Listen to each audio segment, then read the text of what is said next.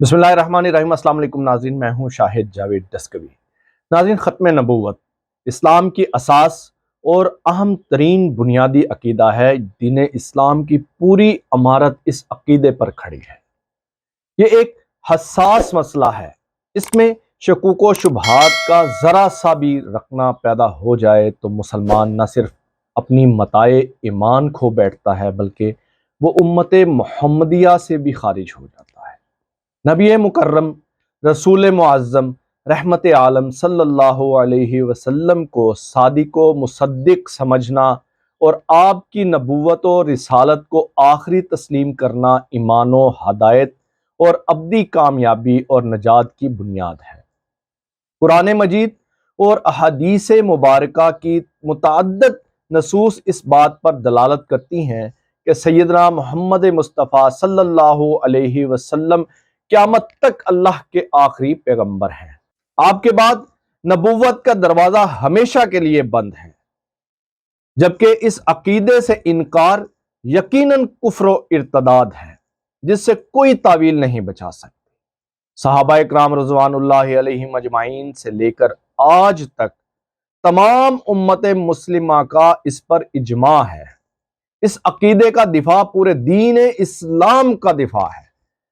تاریخ کے مختلف ادوار میں جھوٹے مدعیان نبوت اور ان کے پیروکار ہمیشہ تعویلات اور جھوٹی باتوں کو بنیاد بنا کر دین اسلام میں تبدیلی اور تحریف کی کوشش کرتے رہے ہیں۔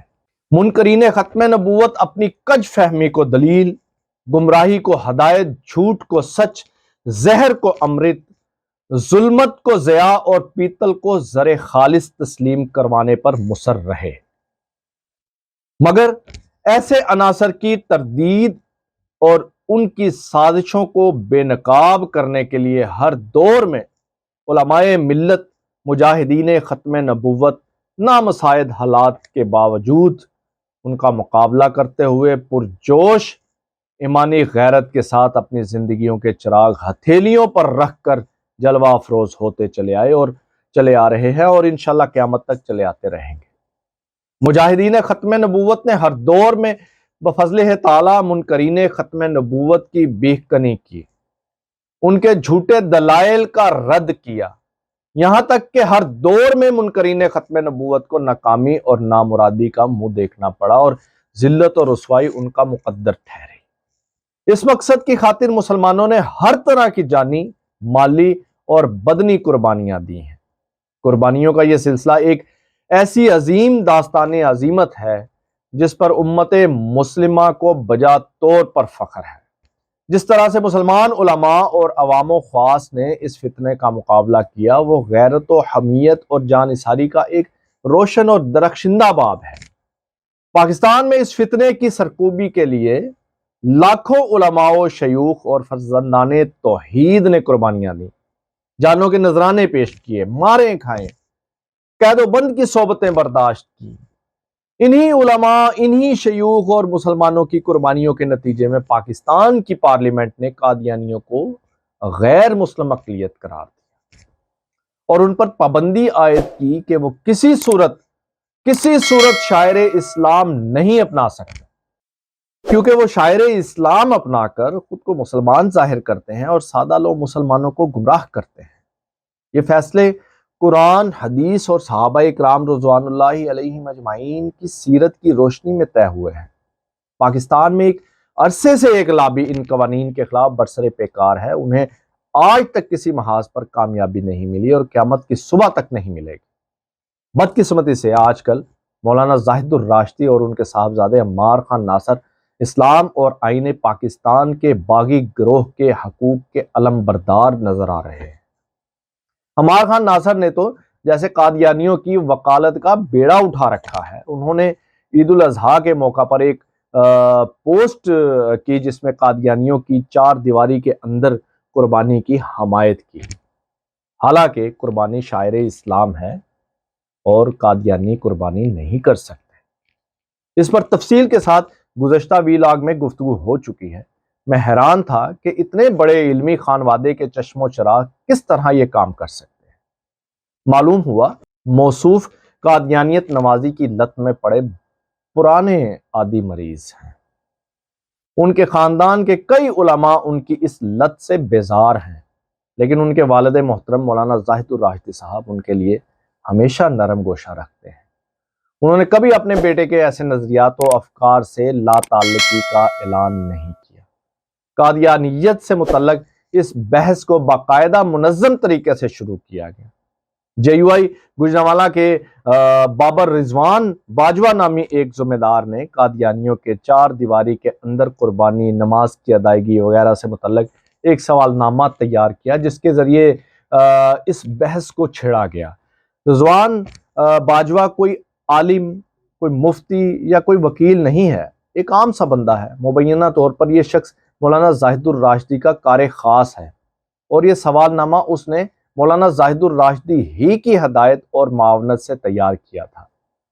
پھر مولانا زاہد الراشدی نے اسی سوال نامے کو فیصل آباد کے ایک عالم کے پاس بھیجا اور باقاعدہ خط لکھ کر انہیں ہدایت کی کہ آپ فیصل آباد کے مفتیان کرام اور ختم نبوت کا کام کرنے والے ہم خیال وکلاء کا مشترکہ اجلاس بلا کر اس مسئلے کا کوئی شرعی حل نکالے تو بہت فائدہ ہوگا۔ اس خط میں انہوں نے انٹرنیشنل ختم نبوت موومنٹ کے عالمی امیر ڈاکٹر سعید عنایت اللہ صاحب کو بھی مخاطب کیا کہ وہ کسی مخصوص لابی کے دائرے سے نکل کر مسئلے کو مسئلے کے طور پر ڈیل کریں۔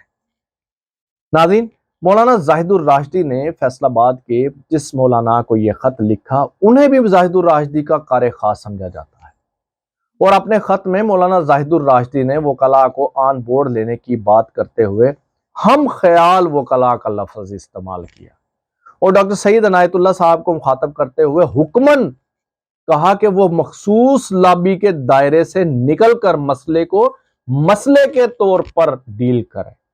مخصوص لابی اور ہم خیال وکلاء جیسے الفاظ کے استعمال نے مولانا زاہد الراشدی کے سارے عمل کو مشکوک بنا دیا ہے۔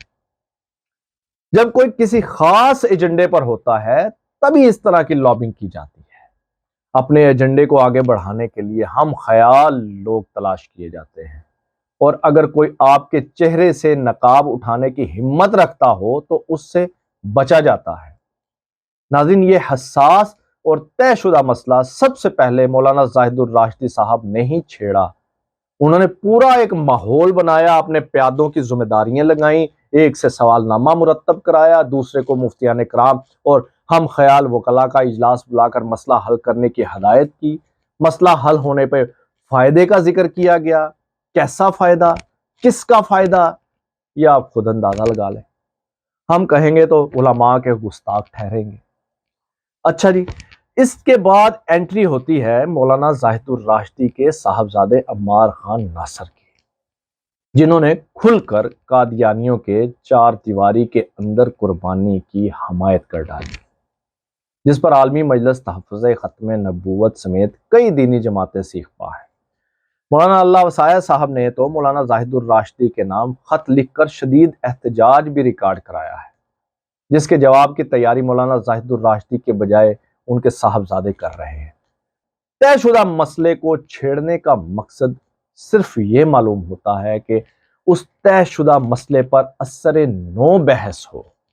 مجھے اس بات کا خدشہ ہے کہ جس طریقے سے یہ مسئلہ آگے بڑھایا جا رہا ہے، علماء ملت نے فوری طور پر اس پر ایکشن نہ لیا تو بہت جلد کوئی غیر معروف سا بندہ سامنے آئے گا اور وہ اس مسئلے پہ سپریم کورٹ میں ریٹ دائر کر دے گا۔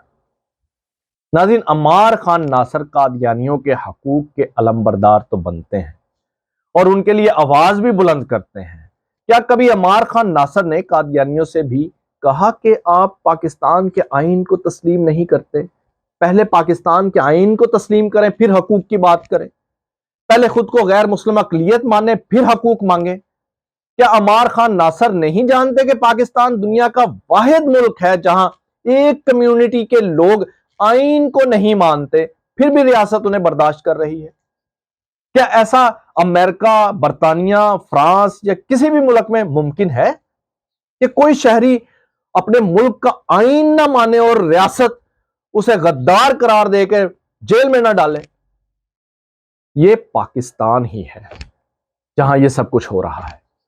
مجھے سمجھ نہیں آ رہی جو گروہ پاکستان کے آئین کو نہیں مانتا، ان کی قربانی کے لیے یہ باپ بیٹے کیوں پریشان ہیں؟ کیا انہیں مسجد زرار کا واقعہ یاد نہیں؟ منافقین نے مدینہ میں مسجد تعمیر کی تھی، ظاہر ہے انہوں نے مسجد کے اندر یعنی چار دیواری کے اندر ہی نماز پڑھنی تھی نا، لیکن آقا کریم صلی اللہ علیہ وسلم نے اس مسجد کو جلانے کا حکم دیا۔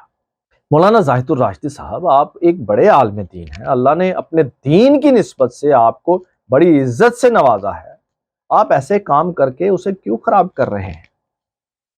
کبھی آپ گستاخ رسول کے سہولت کار بن جاتے ہیں، کبھی اصحاب رسول کے گستاخوں کے ساتھ جا کے کھڑے ہو جاتے ہیں، کبھی قادیانیت کے حقوق کا درد آپ کو بے چین کرتا ہے۔ اس عمر میں اس طرح کی حرکتیں آپ کو زیب نہیں دیتی۔ خدارا اعتدال کے چورن کی آڑ میں مسلمانوں میں اشتعال مت پھیلائیں۔ اسی کے ساتھ اگلے ویلاگ تک کے لیے اجازت دیجیے، اپنا اور اپنے چاہنے والوں کا خیال رکھیے گا۔ اللہ حافظ۔